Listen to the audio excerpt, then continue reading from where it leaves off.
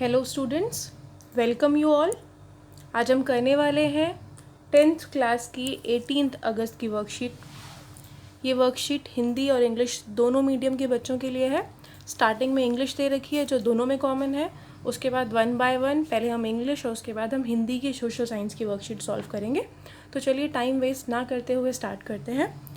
पहली जो हमारे पास इंग्लिश की वर्कशीट है उसमें जो पोएम दे रखी है हमें डस्ट ऑफ स्नो पोएम है जो रॉबर्ट फ्रॉस्ट ने लिखी है। The way a crow shook down on me, the dust of snow from a hemlock tree has given my heart a change of mood and saved some part of a day I had ruined. Simple सी बात है, बता रखा है poet का mood बहुत ज़्यादा ख़राब होता है, वो बहुत अनॉयड फील कर रहा होता है। तभी क्या होता है, एक पेड़ से, एक हेमलॉक ट्री से एक कौआ, एक क्रो उड़ के जाता है और जो पेड़ में स्नो लगी होती है वो स्नो पॉइंट के ऊपर गिर जाती है और पॉइंट का मूड सडनली चेंज हो जाता है, बदल जाता है और इस तरीके से जो बचा हुआ पार्ट होता है पॉइंट के दिन का वो उसको बचा लेता है।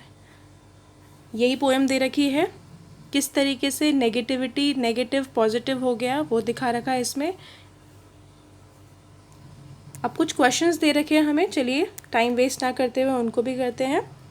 देर are moments in life when we feel unhappy but nature cheers up. ऐसा हमारे साथ भी होता है कि भाई हमारा मूड अच्छा नहीं होता, हम अनहैप्पी होते हैं, हम उदास होते हैं, लेकिन तभी क्या होता है, तभी कुछ ऐसा घटता है हमारे साथ, नेचर में कोई ऐसी चीज़ होती है कि हमारा मूड अच्छा हो जाता है। जैसे सोचिए कभी बहुत ही गंदा वेदर है, धूप निकल रही है, आपका मूड बहुत अजीब सा है, बट सडनली बारिश हो गई और आपको बारिश बहुत अच्छी लगती है, या सडनली बादल बहुत अच्छे से दिखने लगे, पूरा जो स्काई है वो स्काई ब्लू स्काई दिखने लगा आपको, तो इस वजह से आपका मूड अच्छा हो गया। तो यही कह रखा है कि नेचर में चेंज आने की वजह से समटाइम्स हमारा मूड भी अच्छा हो जाता है।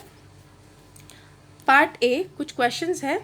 From the list given below tick what makes you happy. आपको कुछ लिस्ट दे रखी है, आपको उस लिस्ट में से चूज़ करना है कि बताइए आपको क्या क्या चीज़ें खुश करती हैं।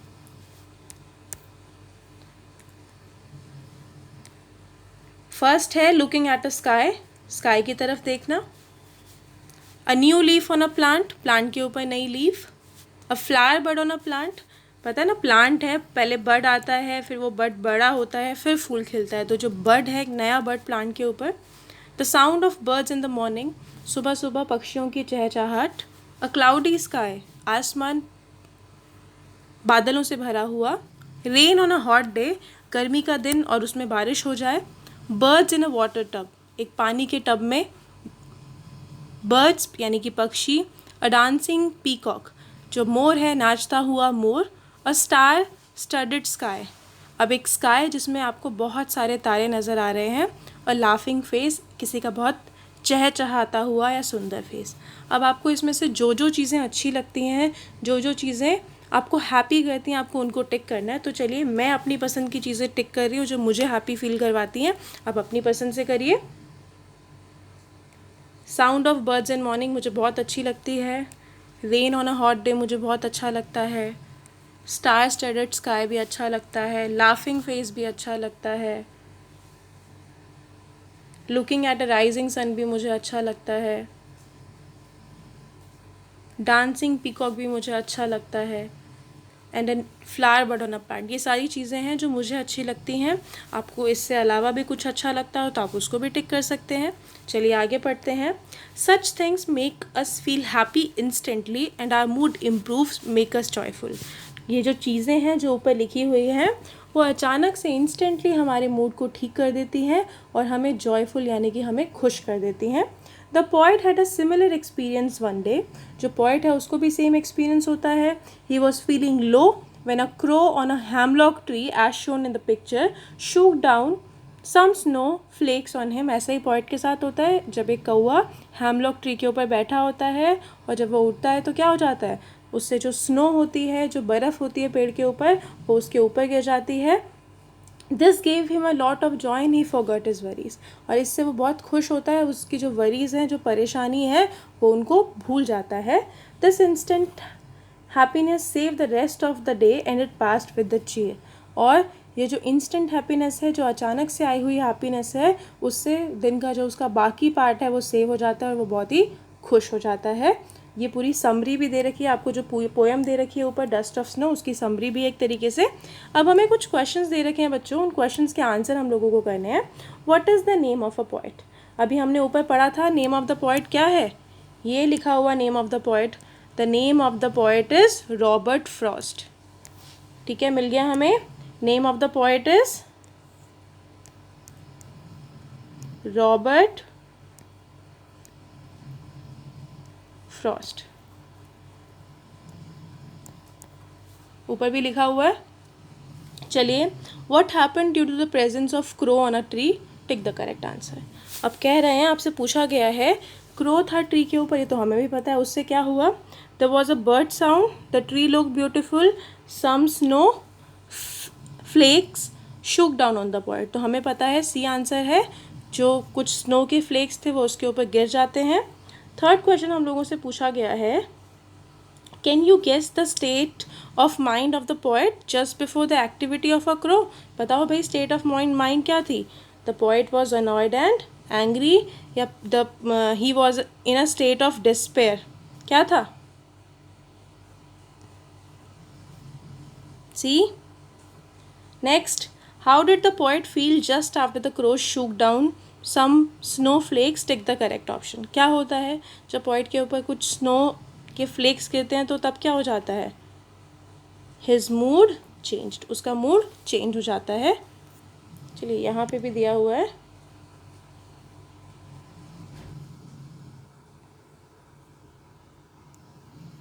नेक्स्ट है fifth, choose the line from the poem which shows that the poet had been sad during the day. आपको बताना है कि कौन से पॉइंट से पता चल रहा है कि जो पोएट है वो दिन के दौरान सैड था। ये फर्स्ट का आंसर था, ये है ना, a change in mood, his given my heart a change of mood. इसका मतलब अगर पोएट का मूड चेंज हुआ है तो इसका मतलब पहले उसका मूड ख़राब रहा होगा। ठीक है, तो अब क्या हुआ, अब अच्छा हो गया। तो इन दो लाइनों से हमें पता चलता है कि जो पोएट है उसका मूड पहले खराब हो रहा। सिक्स क्वेश्चन है, what is the correct rhyme scheme use in the poet, tick the correct answer.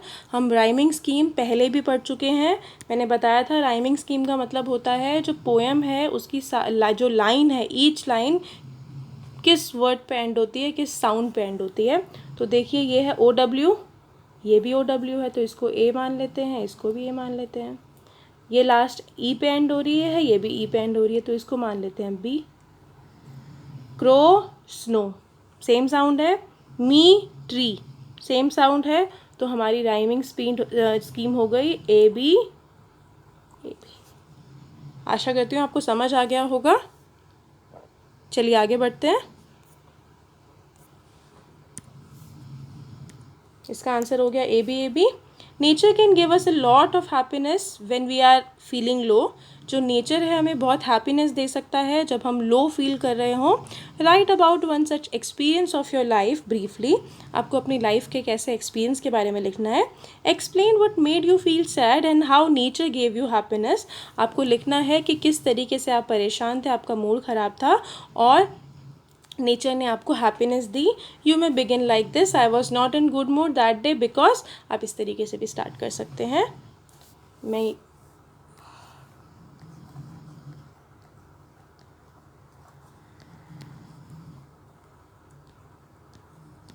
आपकी सहूलियत के लिए मैं एक बार यहाँ पे भी मार्क कर देती हूँ।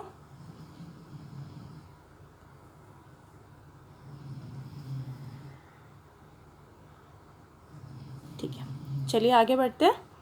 इसका आंसर मैंने यहाँ लिखा है, nature can give us a lot of happiness when we are feeling low. Everybody must have witnessed it in his or her life. जो नेचर है हमें बहुत हैप्पीनेस दे सकता है और मेरे हिसाब से सब ने अपनी लाइफ में कभी ना कभी ये विटनेस किया होगा। I have also witnessed this, मैंने भी ये कभी ये फील किया है। This is about the time of full lockdown in March this है, ये फुल लॉकडाउन के बात है इस साल मार्च की। We all suddenly got to know that we can go out not to our school playground. I couldn't go out and play. हम बाहर नहीं जा सकते थे, ना ही हम अपने स्कूल जा सकते थे, ना ही हम प्ले ग्राउंड जा सकते थे और ना ही हम अपने फ्रेंड से मिल सकते थे। I was very sad because of it, और इस वजह से मैं बहुत ज़्यादा परेशान थी, बहुत दुखी थी। But this lockdown has a good impact also, और कुछ अच्छा भी हुआ. Because of lockdown vehicle stop moving on roads, hence pollution completely stopped in Delhi. जो व्हीकल थे, गाड़ियों, सड़कों पे गाड़ियाँ नहीं चल रही थी, इस वजह से जो पोल्यूशन है वो ख़त्म हो गया. Everyone could hear birds chirping, सबको जो बर्ड्स हैं, जो पक्षी हैं, उनकी चहचहाहट सुनाई देने लगी. The sky was totally blue, जो आसमान है बिल्कुल नीला नीला दिखाई देने लगा. I have not witness this type of weather ever in Delhi, और मैंने कभी भी इस टाइप का वेदर नहीं विटनेस किया था दिल्ली में. Rain and hailstorms were there too, और तो और रेन यानी कि बारिश, और हेल स्टॉर्म्स यानी कि हेल स्टोन है, ये STONE, हेल स्टोन यानी कि ओले भी पड़ने लगे in the month of April. It totally made my day, इसकी वजह से मेरा दिन बहुत अच्छा बन गया. And that's how nature gave me a happiness in bad time, nature is best. और इस तरीके से नेचर ने मुझे क्या दिया, हैप्पीनेस दी बुरे टाइम पे. और इस तरीके से मैं बोल सकती हूँ कि नेचर क्या है, सबसे बेस्ट है. तो हमारी इंग्लिश की वर्कशीट ख़त्म हो गई है. आज की इंग्लिश की वर्कशीट यहीं तक थी. नेक्स्ट वर्कशीट करते हैं SST की. पहले इंग्लिश में करेंगे, उसके बाद हिंदी में करेंगे. तो चलिए शुरू करते हैं. SST की वर्कशीट में हम जो पुराना टॉपिक हम कर रहे थे, उसी टॉपिक को हमने आगे बढ़ाया है. हम पढ़ने वाले हैं सेक्टर्स ऑफ इकोनॉमी. जो हमारी इकोनॉमी है, हमने इकोनॉमी के बारे में पढ़ा था. जो हमारी इकोनॉमी के सेक्टर्स हैं हम उनके बारे में पढ़ेंगे.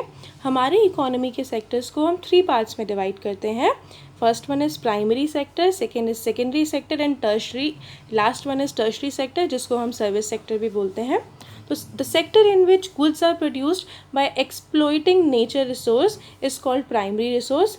अब इसमें क्या होता है, फर्स्ट जो प्राइमरी रिसोर्स है, हम नेचर को यूज़ करके जो हमारे पास चीज़ें आती हैं वो प्राइमरी रिसोर्स के अंदर होती है. जैसे कि हमारा एग्रीकल्चर, खेती-बाड़ी. अब खेती-बाड़ी कैसे होती है, हम नेचर को ही तो यूज़ करते हैं. मिट्टी भी नेचर की, दाने, सब कुछ नेचर का, हवा पानी सब नेचर का. तो मैंने क्या किया, नेचर को यूज़ करा, और उससे जो उसमें जो लोग लगे हुए हैं उसको क्या बोलते हैं, वो प्राइमरी सेक्टर है.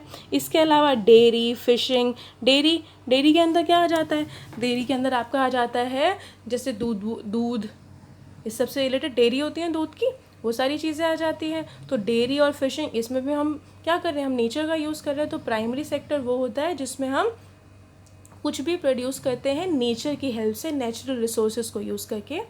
फिर जो हमारा सेकेंड सेक्टर होता है बेटा, द सेकेंडरी सेक्टर.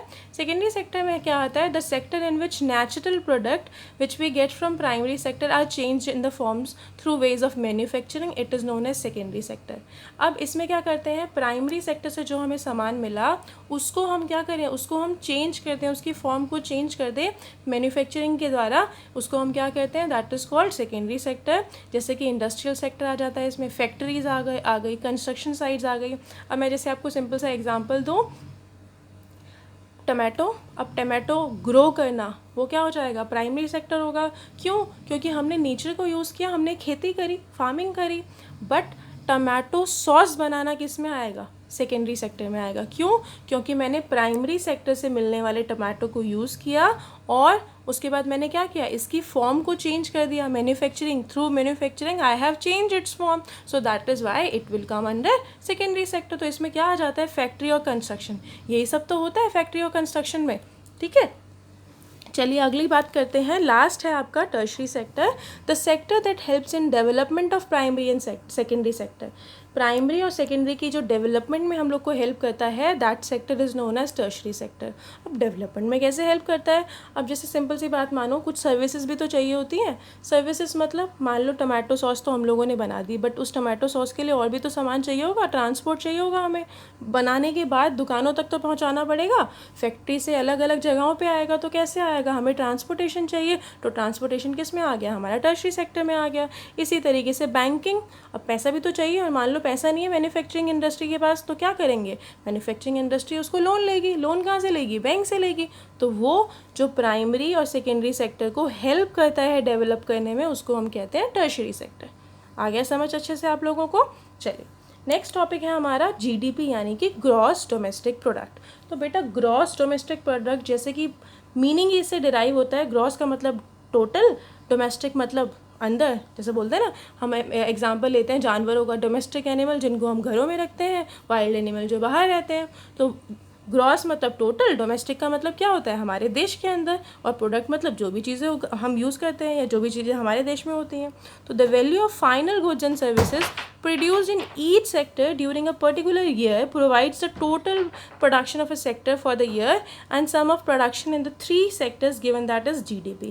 अब सिंपली बोला कि एक साल के अंदर हमारे देश के अंदर प्राइमरी में, सेकेंडरी में, टर्शरी सेक्टर में जितना भी प्रोडक्शन होता है उसको हम कहते हैं जीडीपी, यानी कि ग्रॉस डोमेस्टिक प्रोडक्ट. इसके अंदर इंटरनेशनल वाला कुछ भी नहीं आता, इसके अंदर सिर्फ कंट्री के अंदर जो हुआ है उसकी बात करते हैं. ठीक है. नेक्स्ट टॉपिक है बेटा हमारा प्रॉब्लम ऑफ डबल काउंटिंग. अब क्या होता है प्रॉब्लम ऑफ डबल काउंटिंग का मतलब क्या है कि समटाइम्स क्या होता है हम कुछ चीज़ों को डबल काउंट कर लेते हैं, 2 बार काउंट कर लेते हैं. अब वो क्या होती है बेटा. The problem of double counting arises when the production value of all the product is added to calculate in the national income as raw material value is also added to it. अब बेटा इसका मतलब क्या है, जैसे कि मान लो primary sector में आपने टमाटर उगाए थे. अब आपने क्या किया, आपने उन टमाटर को प्राइमरी सेक्टर में भी काउंट कर लिया. अब सेकेंडरी सेक्टर में भी आपने उन टमाटर से ही क्या बनाई, सॉस बनाई, केचप बनाया, आपने वहाँ पे भी दोबारा से उसको यूज़ कर लिया. तो इस केस में क्या करा, प्रॉब्लम ऑफ डबल काउंटिंग आ गई. 2 बार काउंट कर लिया ना हमने, तो नेशनल इनकम निकालते टाइम मैंने रॉ मटेरियल को 2 बार ही ऐड कर दिया. ठीक है. तो इसी प्रॉब्लम को हम क्या कहते हैं, Hence only the value of final product should be calculated in the solution. तो सिर्फ फाइनल प्रोडक्ट की वैल्यू आनी चाहिए, बाकियों की वैल्यू नहीं आनी चाहिए. अब हमें क्या दे रखा है, जो जीडीपी है, अभी हमने जीडीपी का मतलब पढ़ा है. GDP means gross domestic product. एक साल के अंदर देश में प्राइमरी, सेकेंडरी, टर्शरी तीनों सेक्टर्स जितना भी प्रोडक्शन करते हैं that is called GDP, gross domestic product. अब आपको बता रखा है, डेटा दे रखा है कुछ, उस डेटा में बता रखा है कि जीडीपी यानी कि जो हमारा ग्रॉस डोमेस्टिक प्रोडक्ट है उसको कितना कॉन्ट्रीब्यूट किया प्राइमरी, सेकेंडरी और टर्शरी सेक्टर में. पहला हमें दे रखा है 1971 से 72, जिसमें प्राइमरी सेक्टर ने 40% कंट्रीब्यूट किया, सेकेंडरी ने 25 एंड टर्शरी ने 35. सबसे ज़्यादा किसने किया, प्राइमरी ने किया. फिर बात कर रखी है 2011-12 की. प्राइमरी ने सबसे कम 15%, सेकेंडरी ने 25% एंड टर्शरी सेक्टर ने सबसे ज़्यादा 60% कंट्रीब्यूट किया. आगे दे रखा है shares of sector in employment, यानी कि एम्प्लॉयमेंट में कौन सेक्टर, इसका मतलब क्या है कि कौन से सेक्टर में कितने ज़्यादा लोग काम कर रहे हैं, कौन सा सेक्टर कितने ज़्यादा लोगों को एम्प्लॉयमेंट दे रहा है. तो 1972-73 में प्राइमरी सेक्टर में 74%, यानी कि ऑलमोस्ट 2/3 पॉपुलेशन सारा प्राइमरी सेक्टर में काम करती थी. खेती बाड़ी में, उसके अलावा फार्मिंग के अलावा हमने पढ़ा फिशिंग में, डेयरी में, इन सब चीज़ों में लगी हुई थी. सेकेंडरी में 11% एंड टर्शरी में 15%. 2011-12 में क्या हुआ, प्राइमरी सेक्टर में थोड़ा सा कमी आई है, वो 74 से 49% हो गया. Secondary sector 24% and tertiary sector 27%. अगर आपसे यहाँ पे क्वेश्चन पूछा जाए कि 2011-12 में सबसे ज़्यादा एम्प्लॉयमेंट कौन से सेक्टर ने दिया, तो सबसे ज़्यादा एम्प्लॉयमेंट प्राइमरी सेक्टर ने दिया, विच वॉज 49%. चलिए आगे दिया हुआ है, it is clear from the above table that the secondary and tertiary sector produces 3/4 of the GDP whereas they employ around half the people. कहा है जो सेकेंडरी और टर्शरी सेक्टर है बेटा वो ऑलमोस्ट 3/4 प्रोड्यूस कर रहा है, लेकिन जब एम्प्लॉयमेंट की बात कर रही है तो वो आधे लोगों को एम्प्लॉय करता है ऑलमोस्ट. ठीक है. आगे लिखा है the contribution of primary and sector over the year has decrease but still around half of worker are working in primary sector mainly in agriculture. कहा है ये कम हो गया है. जैसे कि आपने देखा है कि भाई पहले क्या था, प्राइमरी सेक्टर में 40% लोग को, प्राइमरी सेक्टर 40% जीडीपी में कंट्रीब्यूट करता था और फिर 2011-12 में वो कम होकर 15% हो गया. बट एम्प्लॉयमेंट तो दे रहा है, 74 से 49% ही हुआ. और जो इसमें मैक्सिमम पार्ट है that comes under agriculture only. हमने देखा है अभी भी बहुत सारे जगहें हैं, पंजाब, हरियाणा, इवन उत्तराखंड वगैरह में भी, हिमाचल में भी बहुत सारे लोग क्या करते हैं, खेती बाड़ी करते हैं. पंजाब हरियाणा में तो खेती बाड़ी होती है बहुत ज़्यादा, फार्मिंग तो बहुत ज़्यादा होती है ना वहाँ पे. सो दे कॉन्ट्रीब्यूट किस चीज़ में, एम्प्लॉयमेंट मिलता है 49% लोगों को. It means that there are more people in agriculture than it is necessary. इसका मतलब क्या है, जितनी ज़रूरत है उससे ज़्यादा लोग इस पर काम कर रहे हैं. In the other words, worker in the agriculture sector are underemployed under employment है, जैसे सिंपल सी बात मान लो ये खेत है, इस खेत में आराम से 2 लोग काम करें तो काम बढ़िया चल जाएगा, लेकिन यहाँ 2 लोगों की जगह अराउंड 4 पीपल आर वर्किंग, ठीक है, तो this is a type of hidden unemployment, मतलब ये एक तरीके की क्या है, अनएम्प्लॉयमेंट है। अंडर एम्प्लॉयमेंट है मतलब जितने 2 लोग काम कर सकते हैं लेकिन 4 लोग काम कर रहे हैं, तो इसमें क्या है, this is a kind of under employment only, right. इसको हम क्या बोलते हैं, डिसगाइज्ड अनएम्प्लॉयमेंट भी कहते हैं। सो अगर आपसे पूछा जाए डिसगाइज्ड अंडर अनएम्प्लॉयमेंट क्या होती है, ऐसी एम्प्लॉयमेंट होती है जहाँ पे किसी जगह पे ज़रूरत से ज़्यादा लोग लगे हुए होते हैं, वहाँ पे क्या होती है, अंडर एम्प्लॉयमेंट होती है और वो हिडन होती है, इसको हम क्या बोलते हैं, डिसगाइज्ड अनएम्प्लॉयमेंट बोलते हैं। अभी हम लोग के पास क्वेश्चन आंसर्स है। First we'll be doing the question answer of this English वाला एक्सप्लेनेशन। चलो let's do it then. First question है बेटा, compare and contrast the 3 sector of the Indian economy. हमने स्टार्टिंग में ही कर लिया 3 sector, primary, secondary, tertiary, 3 sector होते हैं। हमने पूरा का पूरा पढ़ा है कि जो प्राइमरी सेक्टर है उसमें क्या करते हैं, उसमें हम नेचुरल रिसोर्सेज को यूज़ करते हैं, नेचुरल रिसोर्सेज से रिलेटेड चीज़ें आती हैं। सेकेंडरी में मैन्युफैक्चरिंग आती है और थर्ड प्राइमरी और सेकेंडरी को हेल्प करता है। मैंने यहाँ पे लिखा भी है, it includes those activities which lead to the production of goods by exploitation of natural resources. हम क्या करते हैं, नेचुरल रिसोर्स के एक्सप्लॉयटेशन से जो भी चीज़ें आती हैं वो हैं। फिर सेकेंडरी में it includes those activities which result in transformation of natural products into other forms by manufacturing. हम क्या करते हैं, हम नेचुरल रिसोर्सेज से बनी हुई चीज़ों को, यानी कि जो प्राइमरी सेक्टर से बनी हुई चीज़ें हैं उनको यूज़ करते हैं और उनको हम फॉर्म चेंज कर देते हैं bye means of manufacturing. And tertiary हम लोगों ने पढ़ लिया कि भाई ये development of primary and secondary में हेल्प करता है। फिर इट प्रोड्यूसेस नेचुरल प्रोडक्ट्स। अब प्राइमरी सेक्टर है, नेचर का यूज़ कर रहा है, तो ऑब्वियसली नेचुरल प्रोडक्ट्स से तो प्रोड्यूस करेगा, जैसे कि cotton, milk, fruits, wheat, fish, ये सारी की सारी चीज़ें। और यहाँ पे क्या आता है, क्लोथ, शुगर, ब्रिक। ऐसे ही सेकेंड पार्ट इसमें, it doesn't produce goods but generate services देता है। ये 4 पॉइंट्स लिखे हैं, आप ये 4 पॉइंट्स लिख सकते हैं। अगर आपको कम लिखना है तो आप 2-3 पॉइंट्स भी काफ़ी हैं, ठीक है। चलिए नेक्स्ट क्वेश्चन देखते हैं। What is GDP explain. GDP को एक्सप्लेन करना है। जीडीपी क्या होता है बच्चों, gross domestic product is total sum of value of final goods and services of primary, secondary and tertiary sector of economy of a country producing during a year. हमने पढ़ लिया था, एक साल के अंदर प्राइमरी, सेकेंडरी, टर्शरी जितना भी प्रोड्यूस करते हैं उनका टोटल को हम क्या कहते हैं, ग्रॉस डोमेस्टिक प्रोडक्ट कहते हैं। थर्ड क्वेश्चन हमारे पास है, एक्सप्लेन डिसगाइज्ड अनएम्प्लॉयमेंट। आपको डिसगाइज्ड अनएम्प्लॉयमेंट को एक्सप्लेन करना है। लिखा है, disguised unemployment is a kind of employment जहाँ पे क्या होता है, some people seem to be employed but they are not. लगता है कि लोग एम्प्लॉयड है लेकिन वो एम्प्लॉयड नहीं होते, जैसे कि गाँवों में होता है 10 मेंबर एक ही खेत में काम कर रहे होते हैं, जबकि 5 ही काफ़ी होते हैं। Last, which sector has a highest percentage contribution in GDP in 2011-12। 2011-12 में जीडीपी का सबसे ज़्यादा कॉन्ट्रीब्यूशन किसने किया है, हमने पढ़ लिया था, टर्शरी सेक्टर ने किया है ना। 2011-12 सबसे ज़्यादा यही है। यहाँ पे भी लिखा है, tertiary sector has the highest percentage contribution in GDP sector in the year 2011 and 12। इसी के साथ इंग्लिश मीडियम की वर्कशीट हमारी कंप्लीट हो गई। इसके बाद एसएसटी हिंदी में एक्सप्लेनेशन है। इंग्लिश मीडियम वाले आगे देखना चाहते हैं, हिंदी में भी देखना चाहते हैं तो रिवाइज हो जाएगा, उसको आगे देख लीजिए। अदरवाइज हिंदी मीडियम वाले तो देखेंगे ही देखेंगे। तो चलिए शुरू करते हैं।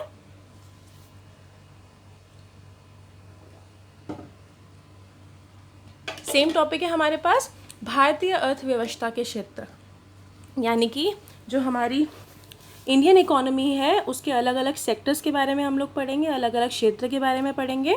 तो जो भारत की अर्थव्यवस्था है वह 3 क्षेत्रों में विभाजित है। पहला है प्राथमिक क्षेत्रक, दूसरा है द्वितीयक क्षेत्रक एंड तीसरा है तृतीयक क्षेत्रक। तो जो बच्चों प्राथमिक क्षेत्रक है जिसमें प्राकृतिक संसाधनों का प्रयोग करके वस्तुओं का उत्पादन किया जाता है। मतलब हम क्या करते हैं, हम नेचर यानी कि हमारे वातावरण से, हमारे पर्यावरण से मिलने वाली जो चीज़ें हैं उन्हीं का क्या करते हैं, उन्हीं का उपयोग करके हम उत्पादन करते हैं, जैसे कि कृषि, मत्स्य पालन इत्यादि। मत्स्य पालन मतलब मछली पालना। द्वितीयक में मतलब हम क्या करते हैं, जो हमें प्राथमिक क्षेत्रक से सामान मिला हमने उसको यूज़ किया और उसका हमने विनिर्माण किया, दोबारा से कुछ बनाया औद्योगिक को यूज़ करके, इंडस्ट्रीज़ को यूज़ करके, जैसे कि फैक्ट्रियाँ बनाना, भवन बनाना इत्यादि। तृतीयक क्षेत्रक, जिसको हम इंग्लिश में टर्शरी सेक्टर कहते हैं, प्राइमरी और सेकेंडरी सेक्टर को यानी कि प्राथमिक क्षेत्रक को और द्वितीयक क्षेत्रक को ये मदद देता है, सहायता प्रदान करता है, जैसे कि बैंकिंग, परिवहन इत्यादि। अगर आपने इंग्लिश मीडियम वाली वर्कशीट देखी होगी तो मैंने वहाँ पे एक एग्जाम्पल दिया था टमाटर वाला। जैसे कि मान लीजिए आपको टमाटर उगाने हैं, तो टमाटर उगाना किस में आएगा, प्राथमिक क्षेत्रक में, क्योंकि खेती कर रहे हैं। बट अगर आपको उस टमाटर से टमाटो सॉस बनानी है तो टमाटो सॉस क्या किस में आएगा, द्वितीय क्षेत्रक में आएगा। क्यों, क्योंकि सॉस बनाना तो मैन्युफैक्चरिंग हुई ना, हमने उसका विनिर्माण कर दिया। और अब इस विनिर्माण में हमें और भी चीज़ें चाहिए होंगी, जैसे कि हमें क्या चाहिए होगा, हमें यातायात, परिवहन चाहिए होगा। अब फैक्ट्री से सॉस की बॉटल्स लेके कहीं जाएंगे तो उसके लिए हमें कुछ ना कुछ तो चाहिए ना, ट्रांसपोर्ट चाहिए, परिवहन चाहिए, तो उसमें हमें तृतीय क्षेत्रक ने मदद करी। तो इस तरीके से पूरा जो हमारी अर्थव्यवस्था है वो चलती है। अब उसके बाद हमारे पास एक टर्म आती है बच्चों, सकल घरेलू उत्पाद, जिसको हम GDP भी बोलते हैं इंग्लिश में। किसी विशेष क्षेत्र में प्रत्येक क्षेत्रक द्वारा उत्पादित अंतिम वस्तुओं और सेवाओं का मूल्य उस वर्ष में देश के कुल उत्पादन की जानकारी प्रदान करता है। तीनों क्षेत्रकों के उत्पादनों के योगफल को देश का सकल घरेलू उत्पाद कहते हैं। तो सकल घरेलू उत्पाद में क्या आता है बेटा, प्राथमिक, द्वितीयक, तृतीयक क्षेत्रों में जितना भी हमने उत्पादन किया उन तीनों के उत्पादन के जोड़ को, जो एक साल के अंदर हो रखा होगा और हम इसमें अंतिम वस्तुएं और सेवाएं लेते हैं, उसके जोड़ को हम कहते हैं सकल घरेलू उत्पाद। अब हमारे पास इसमें क्या आती है, एक दोहरी गणना की समस्या आती है। दोहरी गणना की समस्या का मतलब क्या है कि हम क्या करते हैं, हम फाइनल गुड्स एंड सर्विसेज नहीं लेते, ठीक है। मतलब राष्ट्रीय आय की गणना के लिए सभी उत्पादों के उत्पादन मूल्य को जोड़ा जाता है, क्योंकि इसमें कच्चे माल का मूल्य भी जुड़ा है। अतः समाधान के लिए केवल अंतिम उत्पाद के मूल्य की गणना करनी चाहिए। मतलब ऐसा है कि मैंने पहले टमाटर की भी गणना करी, फिर जो सॉस है उसकी भी गणना करी। हमें क्या करना है, हमें अंतिम प्रोडक्ट की गणना करनी है। अब हमें क्या दे रखा है, एक टेबल दे रखा है जिसमें दिखा रखा है कि GDP यानी कि सकल घरेलू उत्पाद में कितना हिस्सा किस क्षेत्र का रहा। तो 1971 से 72 की बात कर रखी है। प्राथमिक क्षेत्रक में 40%, द्वितीयक में 25% और तृतीयक में 35%। फिर 2011-12 का बोल रखा है, प्राथमिक में 15%, द्वितीयक में 25% और तृतीयक में 60%। तो आप देख सकते हैं प्राथमिक क्षेत्र में लोग गिर गए। पहले खेती में ज़्यादा लोग, खेती से हमें ज़्यादा भाग मिलता था GDP का, सकल घरेलू उत्पाद का, फिर वो कम होने लग गया। द्वितीय क्षेत्रक का उतना ही है, पहले भी 25, अभी भी 25, और तृतीय क्षेत्रक का तो बहुत बढ़ गया, 35 से सीधा 60 हो गया है। अब रोज़गार के बारे में देखते हैं कि रोज़गार के हिसाब से क्या है। 1972 से 73 में प्राथमिक में है 74 यानी कि 74%, द्वितीयक में 11% और तृतीयक में 15%। और 2011-12 में कितना दे रखा है, प्राथमिक से 49% द्वितीयक से 24 और तृतीयक से 27%। अब आगे दे रखा है, उपयुक्त सारणी में एक स्पष्ट हो जाता है कि द्वितीय क्षेत्र तृतीय क्षेत्र का सकल घरेलू उत्पाद में योगदान 3/4 है, जबकि यह कार्यशील जनसंख्या की लगभग 50% आबादी को ही रोज़गार दे पाता है। सिंपली बोल रखा है, ये दोनों ऑलमोस्ट 50% कवर करते हैं। लेकिन जब हम बात करते हैं एम्प्लॉयमेंट की, यानी कि रोज़गार देने की, तो रोज़गार तो नहीं दे पाते, 3/4 को ही रोज़गार दे पाते हैं। चलिए आगे लिखा है, पिछले कुछ सालों में अर्थव्यवस्था की प्राथमिक क्षेत्रक पर निर्भरता कम हुई है, परंतु यह अभी भी कुल कार्यरत जनसंख्या की लगभग 50% आबादी को रोजगार प्रदान कर रहा है। इससे अभिप्राय यह है कि कृषि में आवश्यकता से अधिक लोग कार्यशील हैं। दूसरे शब्दों में हम कह सकते हैं कि कृषि क्षेत्र में लगे लोग अल्प बेरोजगारी की समस्या का सामना कर रहे हैं। यह छिपी हुई होती है और इस प्रकार की बेरोजगारी को हम छिपी हुई बेरोजगारी कहते हैं। तो बच्चों, इसमें एक चीज़ बता रखी है कि जो हमारा प्राथमिक क्षेत्रक है, यानी कि जो कृषि है, बेसिकली जो कृषि वाला पार्ट है, वहाँ पे क्या है, वहाँ पे एक तरह की बेरोज़गारी मिलती है, जिसे हम कहते हैं छिपी हुई बेरोज़गारी। अब इस छिपी हुई बेरोज़गारी में क्या होता है बच्चों, छिपी हुई बेरोज़गारी का मतलब क्या है, मान लीजिए हमारे पास ये लैंड है, ये मेरे पास ज़मीन है, इसमें आराम से 5 लोग काम कर सकते हैं, बहुत है, 5 लोग काम करेंगे तो बढ़िया तरीके से हो जाएगा। बट यहाँ पर 5 की जगह 10 लोग काम कर रहे हैं, तो यहाँ पर छिपी हुई बेरोज़गारी ना, ज़रूरत ही नहीं है, ज़रूरत से ज़्यादा चीज़ हो रही है, ज़रूरत से ज़्यादा लोग काम कर रहे हैं, तो एक तरीके से छिपी हुई बेरोज़गारी है, यहाँ पे अल्प बेरोज़गारी है, तो इसी को छिपी हुई बेरोज़गारी कहते हैं और ये हमारे कृषि में है। अब चलिए प्रश्न उत्तर करते हैं। 4 प्रश्न है बच्चों हमारे पास। भारतीय अर्थव्यवस्था के 3 क्षेत्रकों की तुलना करिए। अब आपके पास 3 क्षेत्रक हैं, प्राथमिक, द्वितीय और तृतीय क्षेत्रक, 3 क्षेत्र हैं, तीनों की तुलना ये करी हुई है। पहला प्राथमिक क्षेत्र में क्या है बेटा, ये प्राथमिक है, ये द्वितीयक है और ये तृतीय क्षेत्रक है। तो प्राथमिक में बोला है वह क्षेत्रक है जिसमें प्राकृतिक संसाधनों का प्रयोग करके वस्तुओं का उत्पादन किया जाता है। इसे कृषि और सहायक क्षेत्र भी कहते हैं, जैसे कि मत्स्य पालन और कृषि।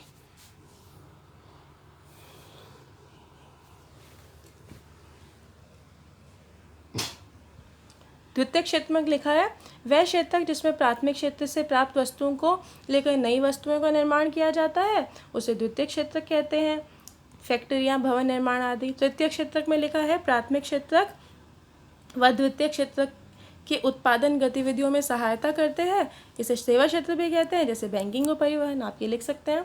आगे आपसे अगला क्वेश्चन पूछ रखा है सकल घरेलू उत्पाद क्या है। तो सकल घरेलू उत्पाद से मतलब एक वित्त वर्ष में देश की सीमा के अंदर उत्पादित समस्त अंतिम वस्तुओं और सेवाओं का मूल्य होता है, जिसमें देश की सीमा में रहकर जो विदेशी लोग उत्पादन करते हैं उसे जीडीपी में जोड़ लिया जाता है और जो भारतीय लोग विदेश में उत्पादन करते हैं उसे जीडीपी से घटा दिया जाता है। आप चाहें तो आप यहीं तक लिख सकते हैं। ये एक्स्ट्रा लिख रखा है, इसमें मैंने लिखा हुआ है कि जो बाहर के लोग, इंडिया के लोग बाहर रहते हैं वो उनकी कमाई तो आ जाएगी, लेकिन जो यहाँ के लोग बाहर रहते हैं वो वाली कमाई नहीं आएगी। तो आप चाहें तो यहाँ तक लिख सकते हैं, काफ़ी है। फिर अगला आपसे पूछा गया है बच्चों छिपी हुई बेरोजगारी का वर्णन करिए, जिसे हम प्रच्छन्न बेरोजगारी भी कहते हैं। तो प्रच्छन्न बेरोजगारी यानी कि छिपी हुई बेरोजगारी। छिपी हुई बेरोजगारी एक प्रकार की बेरोजगारी है जहाँ कुछ लोग तो रोजगार लगता है लेकिन है नहीं, लगता तो है कि रोजगार है लेकिन है नहीं। उदाहरण के लिए ग्रामीण क्षेत्र में जहाँ एक किसान के 10 सदस्य परिवार 5 छोटे भूखंडों पर कार्यरत होते हैं, जबकि 5 पर्याप्त है। ठीक है। अगला है 2011-12 में सकल घरेलू उत्पाद में अर्थव्यवस्था के किस क्षेत्र का योगदान सर्वाधिक है। तो 2011-12 में तृतीय क्षेत्र में जीडीपी में सबसे अधिक प्रतिशत योगदान है। तो इस तरीके से हमने आज की वर्कशीट कंप्लीट कर ली, 10th क्लास की इंग्लिश मीडियम की भी और हिंदी मीडियम की भी। अब हम कल मिलेंगे कल की वर्कशीट के साथ। आपको कुछ डाउट होता है तो आप कमेंट बॉक्स में कमेंट कर सकते हैं। कल मिलते हैं, तब तक के लिए स्टे हेल्दी, स्टे